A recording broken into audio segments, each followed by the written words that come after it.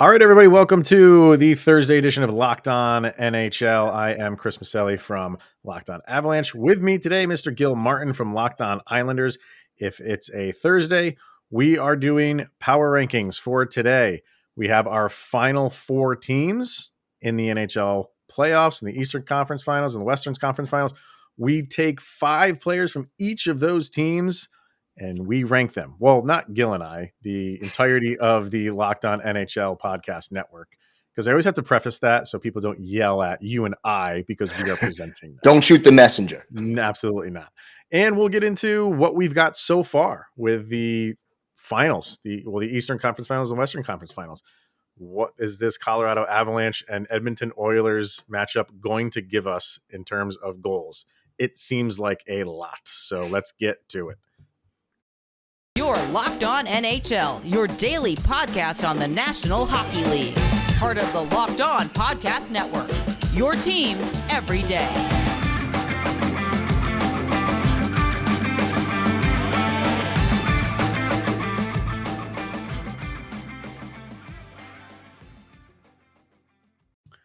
All right, everybody, welcome to the Thursday edition of Locked On NHL. Once again, I am Chris Maselli with Locked On Avalanche.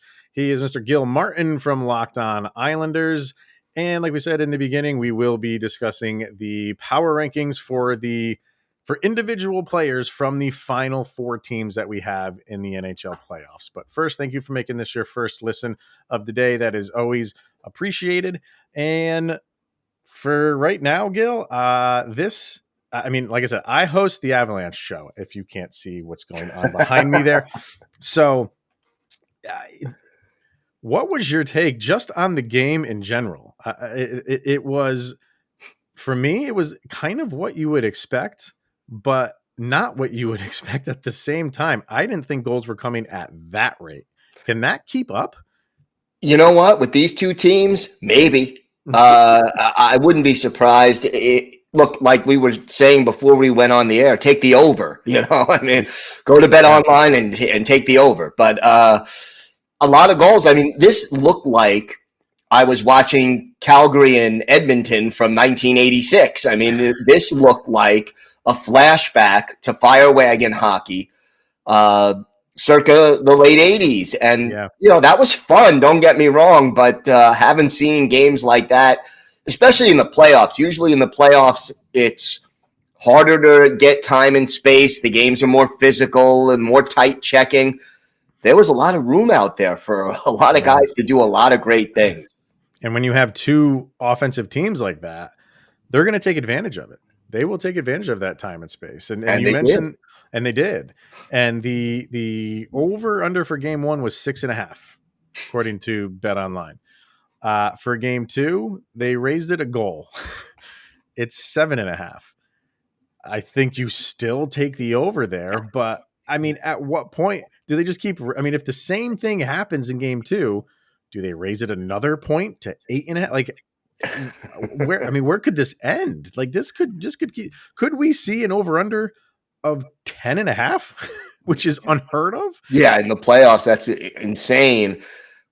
Look, I want to see what happens in game 2 first before I declare, this to be the pattern of the series, but the potential is certainly there. There are so many talented players, and we're going to start discussing them in the power rankings on both of these teams. Players who can both create scoring chances and finish scoring chances. Edmonton has that reputation of not always being a consistently good defensive team. Right. And I guess if the Avalanche have one weakness, it might be sort of consistently keeping pucks out of their own net. So, the framework is there for a high scoring series. Yeah. And you're right. We have to see, like, everybody wants to make assumptions based on game 1, and did the same thing when the The Oilers played Calgary in game 1. That was a high scoring affair, and people were like, oh God, here we go with this one. And it didn't, it continued for Edmonton, but it didn't for Calgary. I think both of these teams can still put goals up. Let's not kid ourselves. At that clip, that would be tough to continue game after game. But for the Avs, they say the Achilles heel for the Avs is the goaltending, and Darcy Kemper has not been his best. And we don't even know if he's going to be playing in game 2 because he came out of game 1. I think he took, a couple shots to the mask, and it kind of made his vision a little fuzzy. So he took himself out. I don't know if those were, caused concussions, and he might need a game. I don't know. Then you had backup Pavel Francouz, who is good, but you're going up against Connor McDavid and his boys. Like that's a tough ask for a backup goalie. So it will be interesting. We will see. But what everybody is talking about, obviously, is the Kayle Mccarr offsides. Was he? Wasn't he? What's your take on that? My take on that is the rule has to be clearer. That's my take on that. Yeah. More than anything, when they changed the rule, was it last year, before this year, or the year before? More of a judgment call sort of got put into the equation. And I think we see the problem with that in game 1 of this series where, it almost doesn't become a was he or wasn't he, the intent and there's too many shades of gray, and I want a little more certainty, I guess, when it comes to these things. Yeah, I think everybody is what the focus is what does possession mean? Right. Is possession you taking some strides with the puck? But even in that aspect, if the puck is not on your stick, do they consider that possession? In this instance, they're not, because a player is deliberately removing the puck from his stick to let his player tag up. I don't know if that's what Kayle Mccarr was doing. I genuinely don't even know if he saw Val Nichushkin. Because there was an Edmonton player kind of blocking his vision, but I can't tell on ice where Mccarr was, his point of view.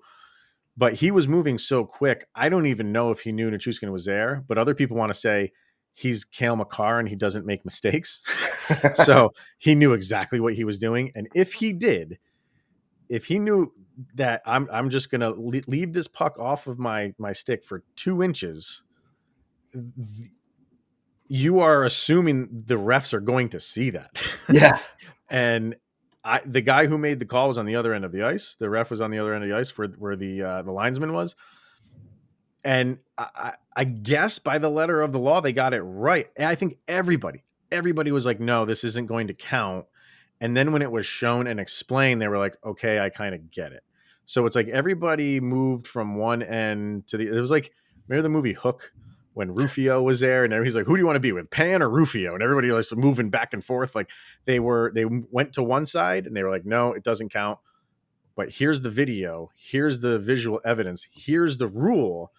Okay, we're going to the other side. We get it now. And that's why I said I wanted a little more black and white, because you don't want to have that uncertainty. You don't want the official, the linesman or the referee, to be guessing the intent of the player. It either should be he's offside or he's onside. He's either across the line or not. And to sort of take it a step further, if a player gets pushed over the line or even tripped over the line, they're offside. That's it. Either you are or you aren't. And I want to see a little bit more certainty introduced into the rule. I understand the intent as to why they changed the rule this way, but it creates so many areas open to interpretation that I'm not so sure I like. It's tough. Yeah. So, and it mattered. Yeah. You know what I mean? In the end, because the Avalanche got the empty net goal that put them up by 2, but they were only up 1 before that empty net goal. So it mattered in the end. We could have gone to overtime. Could have. So it's something that's going to be talked about. All right, let's hear from Built Bar, and then we have our power rankings to get to, which no doubt will rub some people the wrong way, because that's what power rankings do. But first, Built Bar. Built Bar, and we've been talking about it for quite some time now. And Built Bar now has granola bars. For the listeners of Locked On Avalanche, they know that I have a PhD in granola. I don't know if you knew that, Gil, but you do now. Yes, you do. I created it on my own, conjured it up on my own for my own community college that I also created on my own. But Built Bar granolas, it's Built Bar done. I should say it's granola done the Built Bar way. They are 150 calories, 15 grams of protein, and only 4 grams of sugar. Built Bar granola bars will change your world, literally. Built has cracked the code to better granola. They're the perfect healthy snack to pack into your lunch, take on the road, or eat as a snack. And they are made with collagen protein, which your body absorbs more efficiently and provides tons of health benefits. So you can go to built.com right now, use the promo code LOCKED15 and get 15% off of your order. Once again, the promo code is LOCKED15 for 15% off at built.com. All right. Like we said, it's a Thursday edition of Locked On NHL, and all throughout the season, we've been doing power rankings, kind of changing it up for the playoffs. We started with the teams, and then as those got lower and lower and lower, we're like, we got to do different things. So we've done, you did the Conn Smythe one, I think last week. Yep.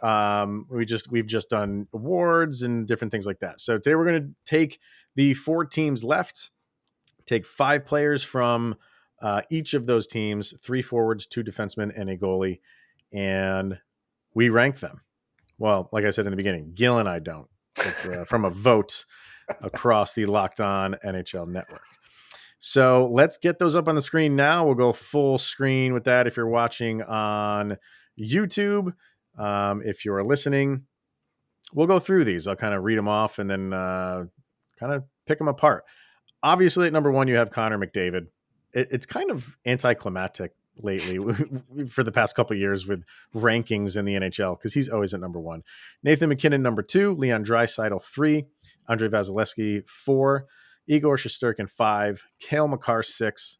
Nikita Kucherov, 7. Adam Fox, 8. Victor Hedman, 9. Artemi Panarin at 10. Mika Zibanejad at 11. Mikko Rantanen at 12. Steven Stamkos, 13. Nazem Kadri, 14. Braden Point, 15. Chris Kreider, 16. Evander Kane, 17. Darnell Nurse, 18. Darcy Kemper, 19. And Mike Smith, 20. And I do want to let everybody know that we did vote on these before that first Avalanche Oilers game.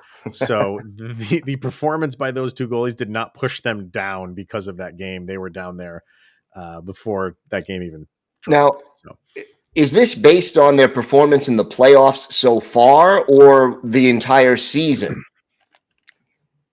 Yes. That's a good question. I don't know if it was ever the instructions were vague. They were here's the remaining players of the remaining teams, vote on them.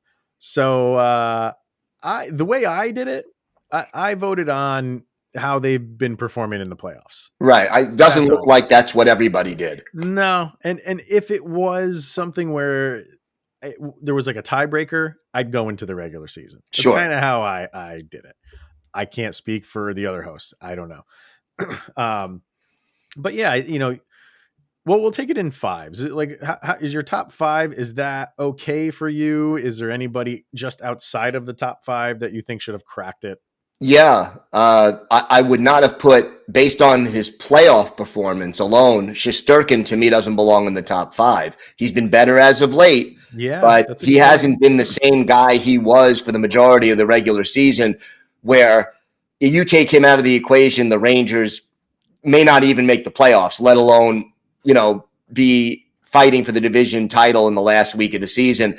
In the playoffs, he's been inconsistent. Let's put it that way. Not bad, but not as elite as he was during the regular season. And to me, going strictly on the playoffs, he is not the 5th best player in the playoffs right now. I would agree. I think he's starting to perform better. Yes. And he had a very good, game 7 against Carolina. But that Pittsburgh series, that was not his best performance. It was very up and down for him. So I think that's where you're getting some maybe voting based on regular season, clearly. Mm-hmm. Clearly. So if not him, what do you move Mccarr into the top 5? I would move Mccarr up. Yeah. Yeah. And I think there's an argument to be made that Mccarr should be above McKinnon on his own team. You know what I mean? You can make that argument. Mccarr had a phenomenal round one. He did against Nashville. Slowed down a little bit against St. Louis, but picked it right back up again in that game one against the Oilers with 3 points in that game. So, and McKinnon I'm not trying to minimize Nathan McKinnon, please. Like he's my boy. But if we're going off of postseason, Kayle Mccarr has been a force. So, McDavid, whatever. That is the most nonchalant I think anybody has been about Connor McDavid in years. It's just what else can you say? Like he's on another stratosphere. You don't want to not talk about him because it's like everybody talks about him. You have to because it's greatness. It's greatness. It's happening now. He's putting up numbers that only a few people in the history of the game have put up in the postseason. It's just being a hockey fan. I don't know how you don't root for that and appreciate it. You realize what you're saying, though. You're taking this to a level where everything, like, what does this man have to do to impress you at this point? Because you're almost saying, like, okay, Connor McDavid is the best player in the league and the sun rises in the East. That's exactly what I'm saying. I know, but like, wow, that's a heck of a statement. I'm not, trust me, like how I'm saying, I'm trying to minimize Nathan McKinnon, what he's doing. I'm not trying to minimize McDavid. It's just like, what else can you say? Because it's already been said. Yeah. He's that good. And the numbers back it up. And historically, he hasn't had great performances in the postseason, mainly because his team is getting eliminated in the first round. So he's not getting around. What's that? So he's not around for long. Yeah. But now look what he's doing now, that his team is advancing because of him. He has stepped up his game, which is scary. Yeah. The fact that McDavid can step up his game even more and lift his team through 2 rounds is ridiculous. And I don't want to underestimate Draisaitl, his line mate, and I think his passing ability makes McDavid even more dangerous. So the fact that you have 2 of the top 3 on this list from the same team who play together very often, I think that speaks volumes. Well, and look at that. You have McDavid and Draisaitl 1 and 3, and then you don't have another Oiler until 17. Right. Which we'll get to that, because if we're basing it on postseason, Kane might be a little bit low. Mm-hmm. But so 6 through 10 here, you have Kayle Mccarr, Nikita Kucherov, Adam Fox, Victor Hedman, Artemi Panarin. How's that looking for you? That 5 looks pretty solid to me. I don't, other than we talked about Mccarr maybe moving up over Shesterkin. Right. But other than that, I don't have a problem with that. How about you? Where would you put Shesterkin then? If we're not putting him at 5 based on postseason, right? Where would he go? I mean, I think he's still top 10. Yeah, probably somewhere around 8th or 9th. I think I would agree with you. Yeah, I would agree. I'd probably put him. Man, because are you saying he's having a better postseason than Adam Fox? No, I don't think so. I don't think he's having a better one than Victor Hedman. Not consistently. Yeah. So that's so I probably would put him like 8 and move everybody else up 1. That's what I would do. But for the rest of this 6 through 10, no, I really don't have that much of a problem with it. I think that's a pretty accurate representation, I would say. I agree. I can't complain with that. 11 through 15, you got Zibanejad at 11, Rantanen at 12, Stamkos at 13, Kadri at 14, and Braden Point at 15. I think, and this is my team. I think Mikko Rantanen's too high. He's not like everybody's getting on Rantanen right now because of the lack of goal scoring. He, up until the first game against the Oilers, he did get a goal in that game. He only had 1 prior to that, and it was an empty net goal with like 2 or 3 seconds left. And the assists field, like he is just fine. He is facilitating, and he is, helping out his fellow line mates with assists. So it's like but from a Mikko Rantanen standpoint, like he's a goal scorer, and he's been struggling to find the net. And on top of that, I'm afraid it's going to be one of those things when the season is over, we're going to hear, oh, he was dealing with this, because he just doesn't seem like the Avalanche are a fast team, and he has decent speed. He's not the fastest guy on the team, but he can obviously keep up, and he just doesn't seem like it's there. He seems like he's a step slower. He's just kind of like floating around. He doesn't seem like the normal Mikko Rantanen, but you say that, and he's still getting points here and there in the assist category, just not the goal. So I think he's maybe a little bit too high for me. And I think Kadri is a little too low.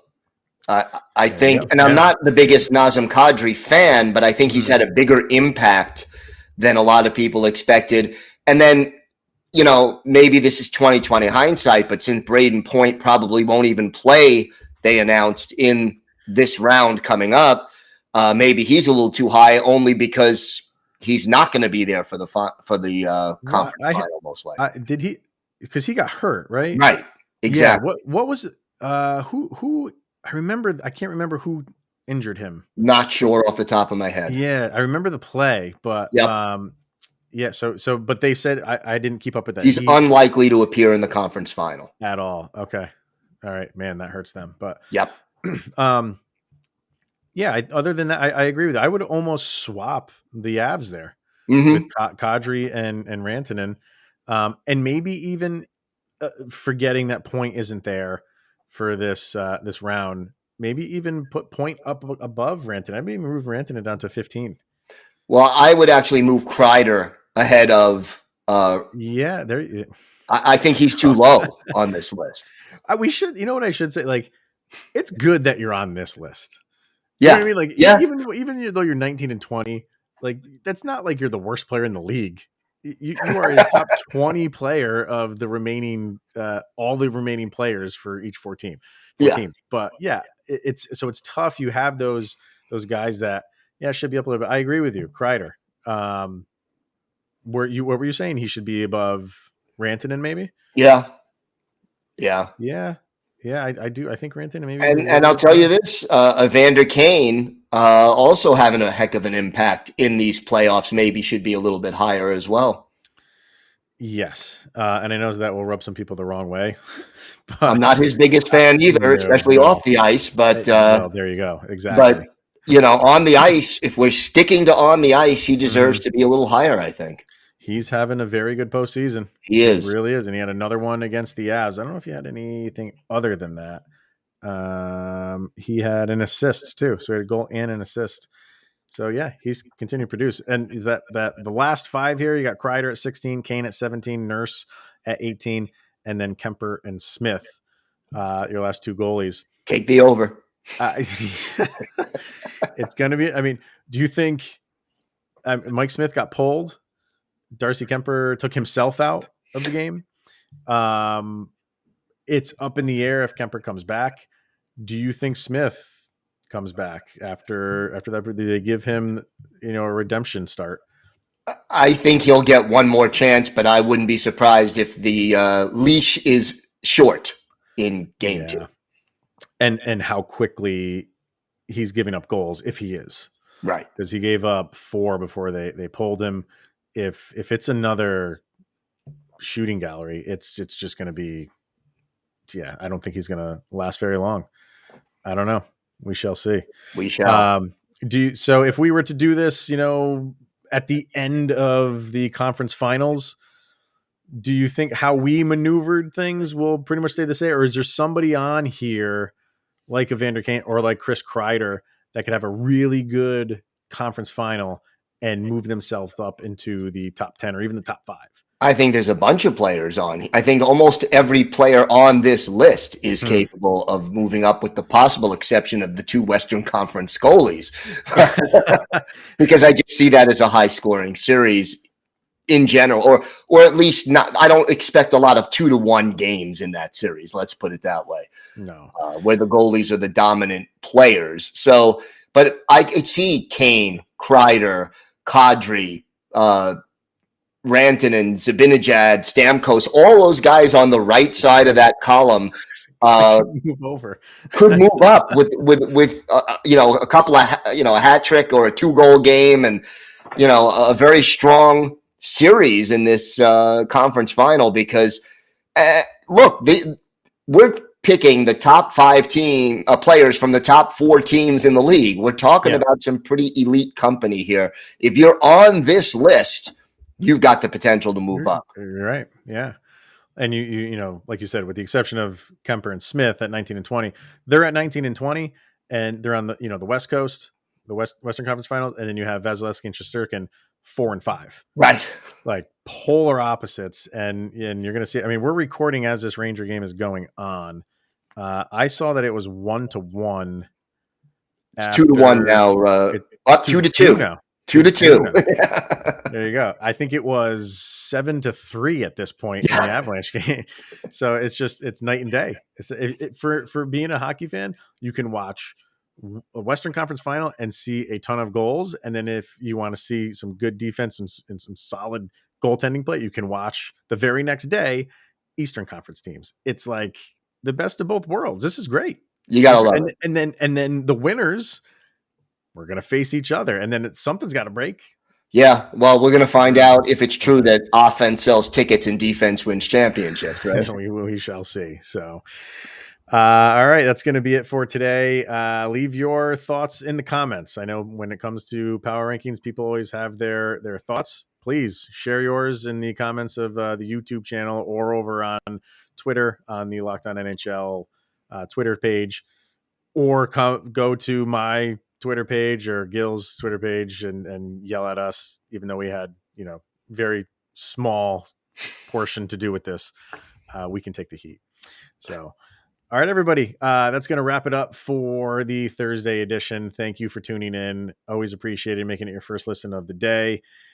Go check out Gil's Locked On Islanders for your second listen of the day, or my Locked On Avalanche, and get caught up on what's going on with our respective teams. What are you covering for your off season? Anything in particular? Looking at draft stuff or what? Looking at a little bit. I'm going to start the draft stuff up. I did a little bit yesterday, looking at possible trade opportunities. Lou Lamoriello has said he's going to make a hockey move this off season, and still going player by player as to reviewing, each player on the Islanders, how they did and what their future looks like. So, all right, we'll go check that out. So, thank you everybody for tuning in to the Thursday edition of Locked On NHL.